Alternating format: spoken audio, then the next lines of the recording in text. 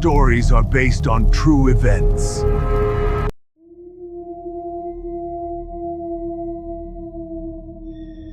Bago mo pakinggan to, may tanong ako. Kapag nasa bundok ka at may tumawag sa pangalan mo sa likod, lilingon ka ba? Kahit mag-isa ka, kahit tahimik ang trail. Ako nga pala, si Junya. At ang kwento natin ngayon, Mount Daraitan. Dalawang encounter, isang bantay. Kung may na ang loob mo, okay lang. Makinig ka lang. Paalala, sa Daraitan madulas ang bato. Pero mas madulas ang paglingon. Tara, simulan na natin. Maaga pa lang, nasa jump off na sila. Registration. Briefing. Sabi ng guide, huwag umiwalay, huwag mag-solo. Pag dumilim, umuwi na. Pag nasa tinipak na, dahan-dahan. Limestone yan, madulas. Normal na paalala. Pero minsan, late mo lang naiintindihan. Ang hiker sa kwento, si Nico. First time niya.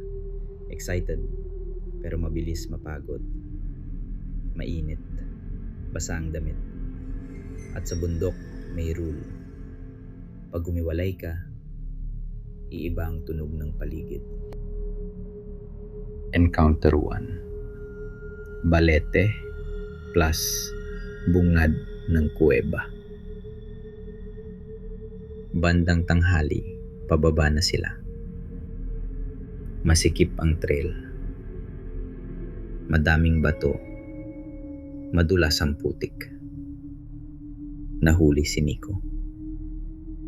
Huminto siya para huminga. At doon, tumahimik ang paligid. Yung grupo nasa unahan na. Si Nico mag-isa. Narinig niya ang yapak. Tap, tap. Akala niya may hiker sa likod. Pero paglingon, wala. Sa right side, may malaking balete. Mahalapad ang mga ugat. Parang may hawak na lupa. Sa ilalim, may maliit na bungad ng kuweba. Madilim. At sa gilid ng bungad, may tao. Babae. Itim ang suot. Nakatalikod. Parang nakatingin sa loob. Hindi malinaw ang mukha. Natatakpan ng buhok. O baka anino lang. Ate, tawag ni Nico. Mahina lang. Walang sagot. Pero may tunog. Parang mahinang tawa. Parang echo sa loob ng kuweba. Hindi siya tumakbo. Umatras siya. Dahan-dahan. Tinawag niyang guide. Mahina ang signal. Isang bar. Kuya, may tao dito. Sagot ng guide. Huwag ka dyan. Balik ka sa trail. Madulas. Pagtingin ni Nico ulit, wala na yung babae. Empty ang bungad. Sa lupa, basa ang bato. May halong bakas ng sapatos. Normal sa gubat. Pero may isang print. Mas makitid. Parang paa na nakatiptoe. At papasok ang direksyon. Kung ikaw yun, babalik ka ba para silipin ang kuweba? O susunod ka sa guide? Ikalawang encounter. Tinipak Rocks.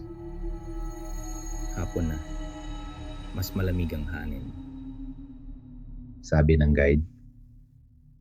Dahan-dahan. Huwag magmadali. Huwag mag-isa sa bato. Tumatawid sila sa limestone.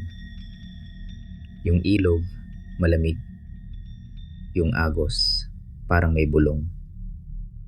Nauna ang grupo. Si Nico naiwan saglit kasi chinek ang kuha sa phone. May picture ng balete. Normal. Pero sa gilid, may dark blur na parang buhok.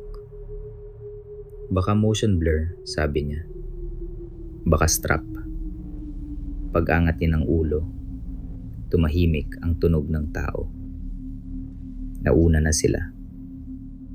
Sa ibabaw ng malaking bato sa gilid ng ilog, may babae. Itim ang suot. Nakatayo lang. Nakatalikod. Para siya nakalutang. Parang nasa shelf ng bato na mababaw. Kaya hindi mo agad makita ang paa. Pero ang pakiramdam, mali. Biglang humina ang tunog ng ilog. Parang na-mute. At doon dumulas ang paa ni Nico. Isang iglap. Tuhod ang unang tumama. Yung backpack strap niya kumapit sa isang baging sa likod. Hinila siya pabalik. Parang kamay. Pero alam mo, baging pala. Ang problema, basa yung strap. At may amoy na parang lumang pader. Pagtingin niya ulit sa bato, wala na yung babae. Parang nilamon ng liwanag ng hapon. Tumakbo siya sa grupo. Isang linya lang. Uwi na tayo. Sabi ng guide, buti di pa nahulog. Pero si Nico, hindi niya sinabi yung nakita niya. Kasi baka pagtawanan siya.